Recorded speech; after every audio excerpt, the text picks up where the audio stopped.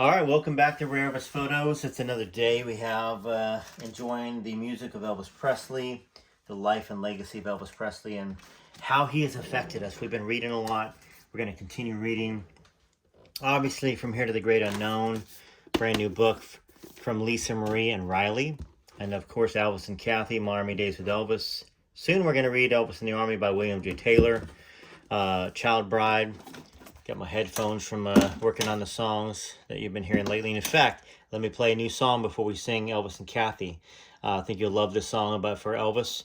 And then we'll get into reading and continuing that story.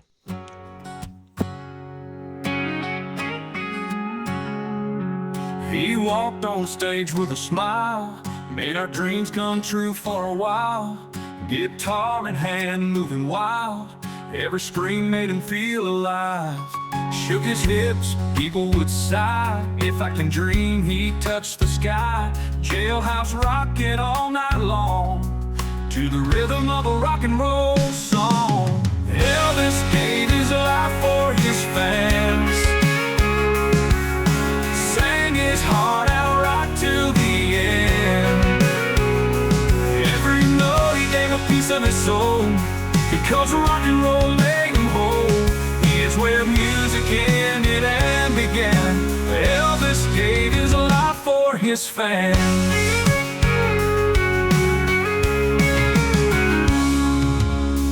Long nights on the road, legends told, stories unfold. From Graceland to the crowd, he played every song loud and proud. Elvis gave his life for his fans, sang his heart out right to the end. Every note he gave a piece of his soul, because rock and roll made him whole. Here's where music ended and began. Elvis gave his life for his fans.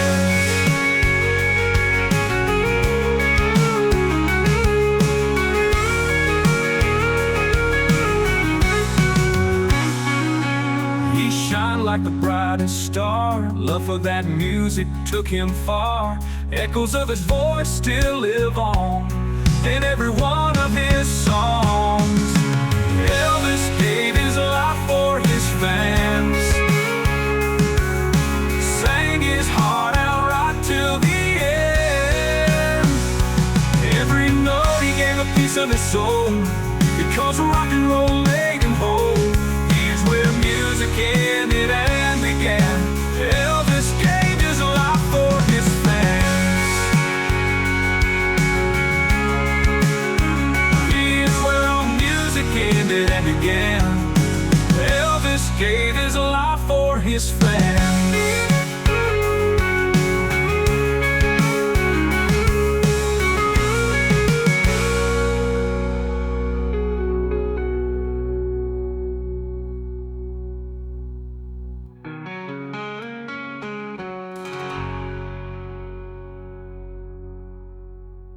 And before we get started with Elvis and Kathy, just let me remind you that we are in talks with Apple right now. We should have the album up, and it's going to be under the Sins Country, T-H-E, Sins Country, Songs of Elvis.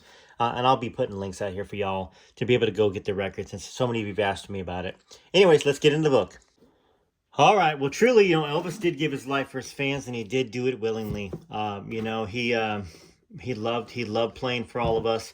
And in a lot of ways, he was forced to play more because of the lawsuit with Priscilla, selling his royalties.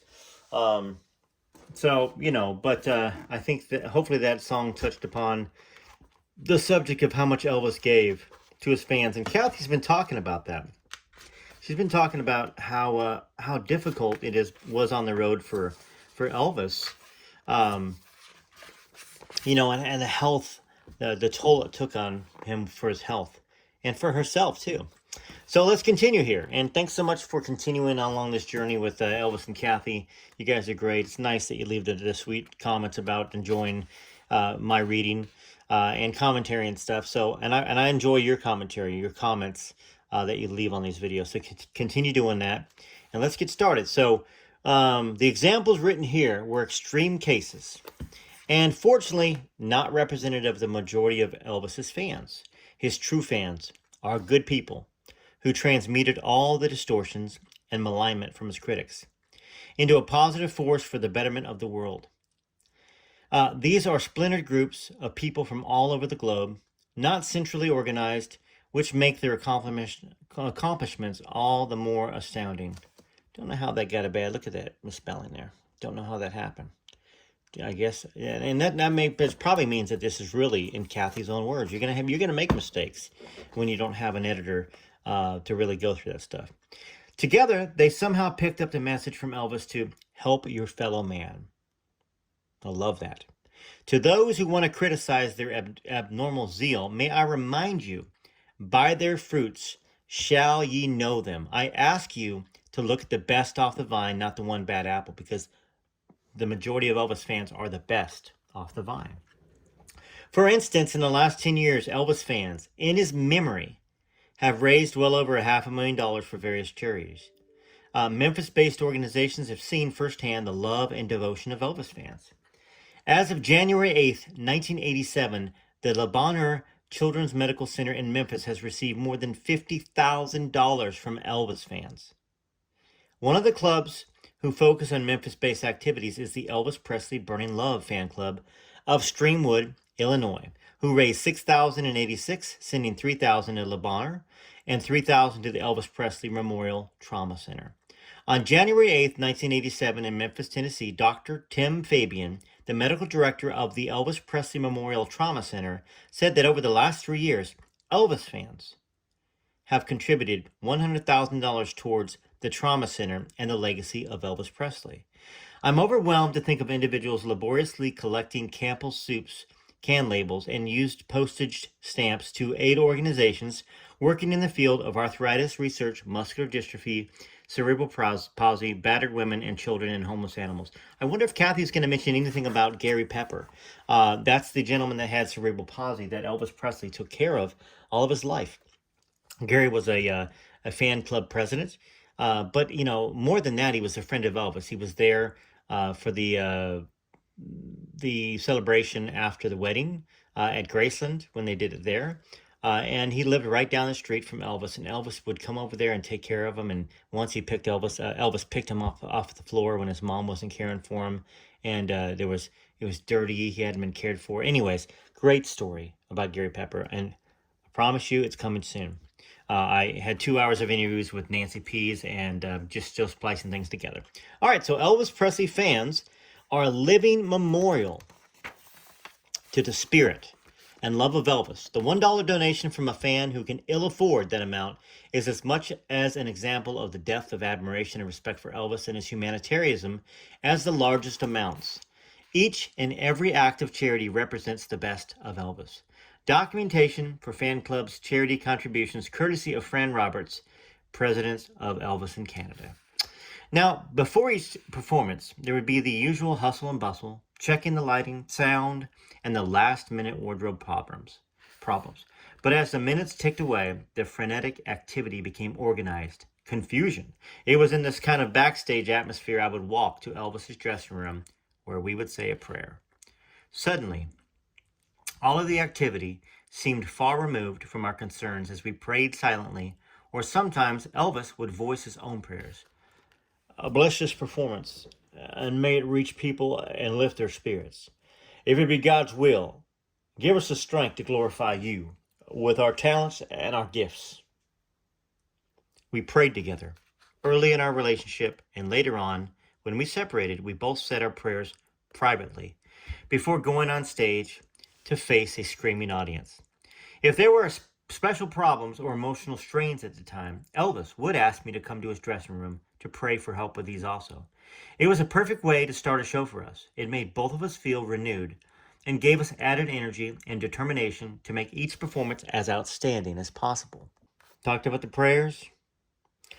There was a thrill of being on the same stage as Elvis because he vibrated excitement. It is hard to explain, but I can compare it to the feeling of being electrified. The adrenaline began surging through me, pumping so powerfully, I would shake all over, not from fear, but from the constant excitement. Sometimes I would think my body couldn't handle it because I just trembled, shook, and quivered. Maybe not always outwardly, but inside. I loved the music because it always inspired me. Even when we had done some numbers 1,000 times, for instance, Bridge Over Troubled Waters would reach deep into my soul and lift my spirit to tremendous heights. I would say to myself, thank God for that song, for that experience we just had singing it. Yes, Elvis moved constantly on the stage, and he never did the same song quite the same way, and sometimes he would throw a song into the program that took all of us by surprise. But I will say that he kept us on our toes. There were never two performances alike because Elvis wouldn't let that happen. His own personality would rebel if things remained constant. That is a great point that Kathy makes. That's for all of Elvis's life. That includes relationships. Elvis Presley, with his moving and shaking and unable to control himself with music, I really believe that it was the same thing for him. He felt that if he didn't have constant conversations of a different type with different people, and that included women, that he would remain stagnant, that he would never find his way to the truth, to the purpose, and I just think that's something that has not been spoken before. I don't think anybody's ever talked about that part, about the personality would rebel if things remain constant, and how that really it contributed to the relationships too. Linda Thompson even said, Elvis, it didn't bother me when he had other women in his life, for the most part. She talked about that because he needed to have conversations. He needed to have somebody else's ideas as well. Okay, so I have often thought that if Elvis had been in a Broadway play, saying the same lines night after night, he would have driven the director and the playwright crazy because he would have changed something in every performance. He had such a sense of his audience that he just knew what they would like, what they would resent, what they would relate to, and what would turn them off. I've seen hundreds of performers, and I've worked with a great number of different stars, but I have yet to see anyone like Elvis who could twist and change an entire program without missing a beat. He was incredibly creative, yet was in command every moment on stage. Once in Vegas, Elvis said after a performance, now, for the first time in my life, I have everything the way I want it. And he did. He had the top musicians in the country, and the singers and the instrumentalists that could embellish things where he wanted them to be embellished. He could go with high voices like mine, or low voices like J.D. Sumner. Way on down, way on down, way down there. We were all veterans, and we could anticipate his every movement and his sudden whims. Well, we could anticipate them most of the time, but he really delighted in surprising us, trying to throw us off. Elvis told me about organizing his first show in Las Vegas. I told him to give me the best Southern gospel quartet they could find, the best black female gospel group that existed, and a classical soprano.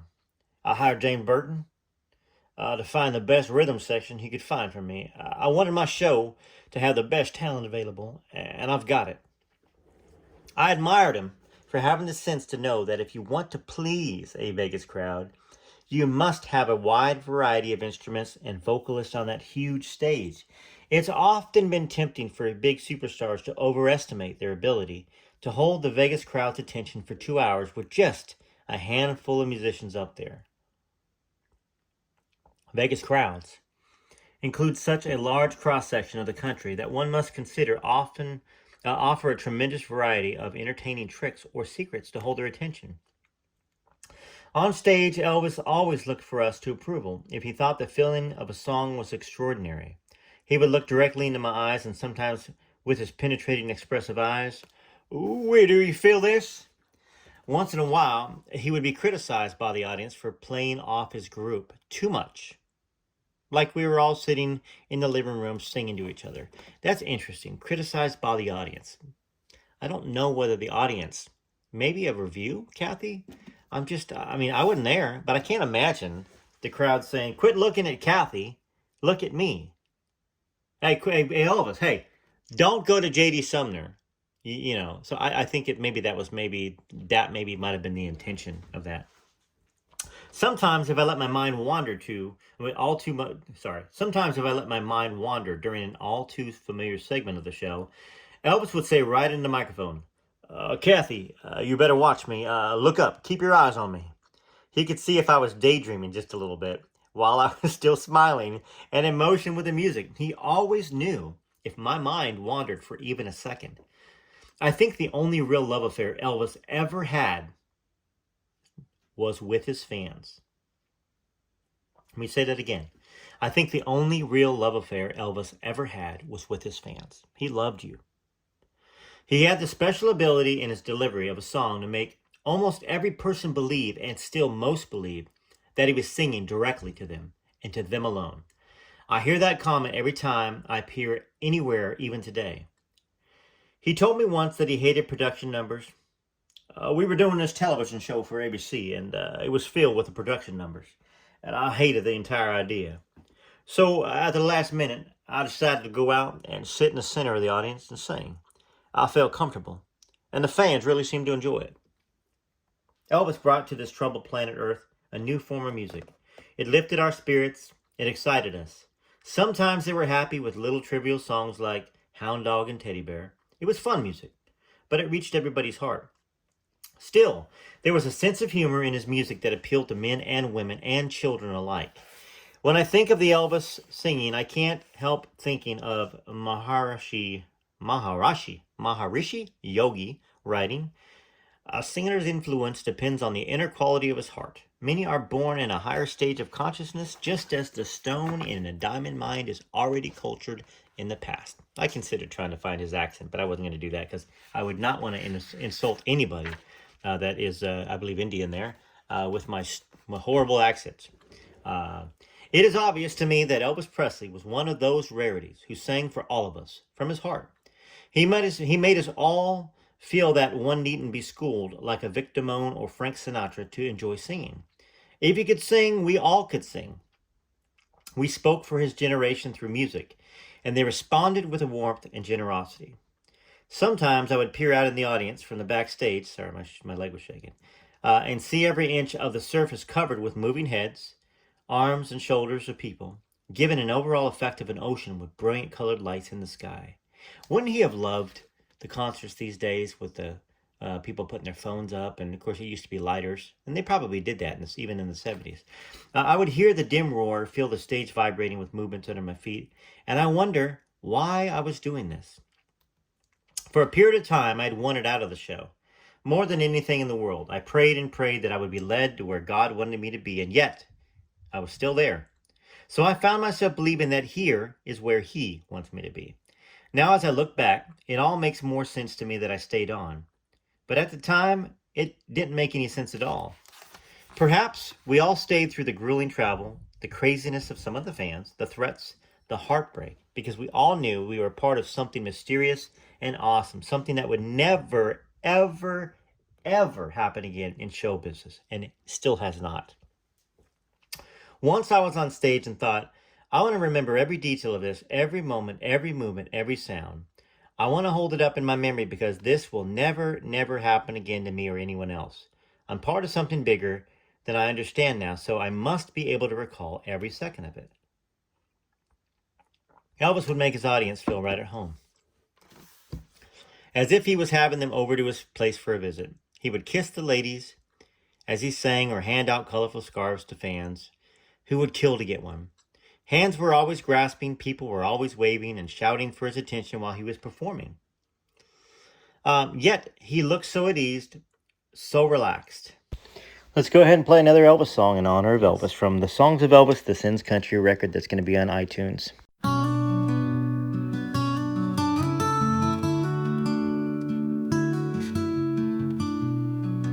The shadow of the king still haunts the Memphis night in the dimming southern light. Graceland comes alive. He walks those southern halls, his footsteps fall and fall, until those gates up front swing wide and bring his fans inside. Elvis looks out, smiles down at the crowd, From his window way up high at Graceland, watching time go by, watching over us all, day after day, night after night.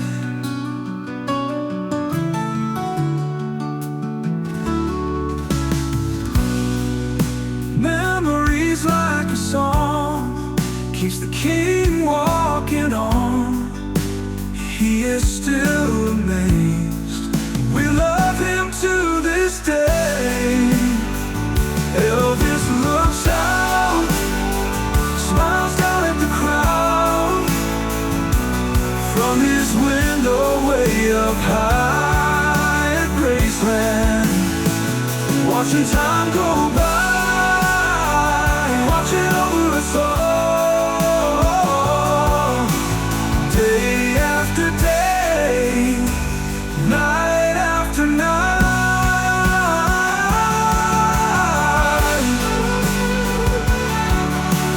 Memories like a song keeps the king walking on.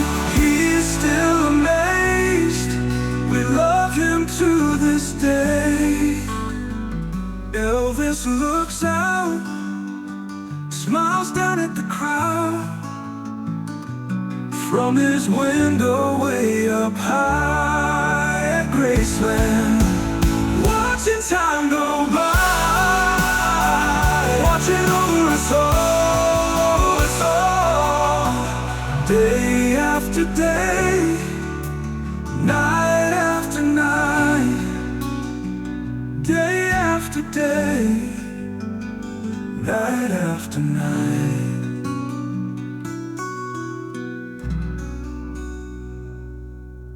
I actually wrote the song while we were at Graceland, walking through the house on my iPhone. I was typing down the lyrics for it. And, I know I feel the same way that you guys feel when you go to Graceland. You feel Elvis's presence. So let's get back to Elvis and Kathy and see where the story goes from here. Elvis would make his audience feel right at home, as if he was having them over at his place for a visit. He would kiss the ladies as he sang or hand out colorful scarves to fans who would kill to get one. Hands were always grasping, people were always waving and shouting for his attention while he was performing. Yet he looked so at ease, so relaxed. But those of us on stage knew that when he took a stance or moved around, he was very aware of everything going on around him. His karate training aided in extending his awareness to the crowd. It was as if his eyes were in the back of his head. He literally knew when someone was going to make a move toward the stage to get him without actually ever seeing them. This awareness became uncanny at times and was just one of those supernatural gifts Elvis possessed that those around him could never understand. He even had a special way to hold his body when passing out scarves or leaning down for a kiss, so that if someone pulled him, especially hard, he would not topple off the stage, which was usually 7 feet high, or even more if security demanded it. During the shows, girls would scream, "Give me a kiss, Elvis! I want a kiss!" That's my Jolena voice. My wife says Jolena when I talk high like that to imitate a woman. Horrible imitation, I know. This was soon followed by the guys yelling, "I want a kiss from Kathy!" The first time I agreed to oblige a male fan, I was almost yanked off the stage. It was after that show Elvis decided he'd better instruct me on how to keep my balance. It was actually a karate stance, whereby I could make physical contact with the fans while maintaining a center of gravity by positioning my weight on my back leg. After numerous bomb threats averaging 4 a day, not to mention countless death threats and kidnap threats I mentioned earlier, Elvis began shopping for guns and ended up with hundreds. He called me into his bedroom one evening in Las Vegas saying he wanted to talk to me. I want you to have something so you can protect yourself, he said. Then he presented me with a Colt 22 that looks like a 38, an unusual gun. It's a really big pistol, actually. I'd really like to give you a little Derringer you could carry in your purse, but they're not safe. They can go off in your purse and they're not as deadly. Elvis showed me how to use it, how to clean it, and how to care for it. He taught me to always leave the first chamber empty in case I dropped it or someone accidentally pulled the trigger. He was careful to emphasize that I should take professional lessons and go to a shooting range so that I would know how to handle the gun responsibly. Some of the bodyguards and experts in protection thought Elvis was too close, too intimate with his audience. They felt he should not get so near, not to touch, not hug and kiss during a performance because they feared for his life. But that would not have been Elvis Presley. The major reason he had given up motion pictures was that he was not able to see or hear his audience. He knew that they were out there by the number of movie tickets that bought, even the bad movies, and he couldn't feel the reaction, couldn't hear their cheers, couldn't see their faces. So he took to the road and his audiences and became part of his show. That's the way he liked it, the way he performed best. One time when we were just relaxing and talking in his suite, he said, Kathy, when I was doing those stupid movies, it drove me crazy. I decided to quit finally, and the colonel had a psychiatrist come in and tap hammers on my head. I just had my feel of that shit, and they all thought I was crazy. And then he leaned back, and with great gusto, he laughed. He laughed with great gusto, really enjoying the memory of that psychiatrist and the attempt to get him back on the screen and more of those meaningless movies. I keep thinking how much all of us would have missed if Elvis had decided he was crazy and stayed in Hollywood. I've heard people say who had only seen Elvis in the movies that once they saw him perform live, their opinion of him changed immediately. I never realized what a powerful personality he really is, what magnetism he projects. He seems to pull you in and hug you even though you are 200 feet away. You have to see Elvis in person to fully appreciate his talent, they would tell me. Those of us on the show knew that. We saw proof of it every day on the tour. And generally speaking, his audiences felt a fierce protection of him. One night in Vegas, 3 karate experts had staged an attack, and 2 of them jumped up on the stage ready to take him on. Elvis used his own karate training and sent one flying backwards with a blow and a kick. Still, they almost got him, but the bodyguards were too fast for them and dragged them away. As the security men were carrying the guys out, the audience, obviously angry, began beating the assailants with purses, menus, and napkins. Had the men not been protected by the guards, the audience would have torn them up limb by limb. They were lucky to get out of that place alive. As it turned out, the men had long police records, and one was such a powerful karate expert that his fists were registered on file with the police as deadly weapons. So, that is a great read right there. I brought you another episode of this today because you asked for it tomorrow. You were like, oh, I've been waiting for that, so I didn't want to make you wait 2 days. We're probably going to have an episode later of Child Bride. Actually, we probably need to get to Miami Days with Elvis, too. What a great story, Johnny Lang. So make sure that you read the episode to get caught up with that. Kind man, kind gentleman. Was with Elvis, played a lot of football. Went to parties, was at the house with him, danced with Priscilla. All that good stuff. Some funny stories in there. Tried to do dishes with Grandma. Tried to read Elvis's mail. Anyways, this is Rare Elvis Photos, and I hope you enjoyed this reading of Elvis and Kathy and the commentary that went along with it. TCB, TLC, and remember that the album is coming out soon, and you'll be able to get a download of it on Apple Music. You'll just look for The Sins Country, Songs of Elvis. I'll leave you with another one of the songs from Songs of Elvis. Hope you have a wonderful day. Take care of each other. Take care of yourselves. Love yourselves. Love one another. This is Rare Elvis Photos, TCB, TLC.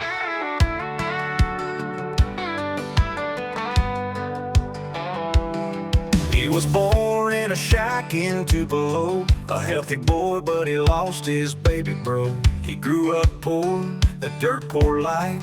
The only thing he had was a guitar and a bike. That was Elvis, born in 35, that was Elvis. The coolest kind of life, from don't be cruel to all shook up, suspicious minds to burn in love. That was Elvis.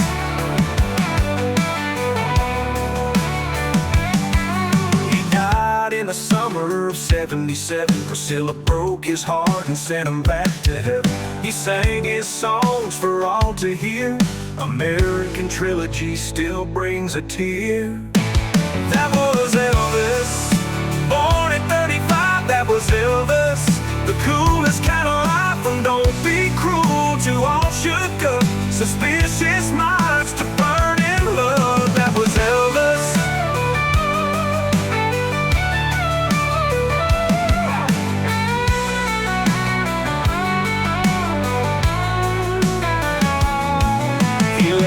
A gift in Lisa Marie, but now she's singing with Elvis in heaven's jubilee. That was Elvis,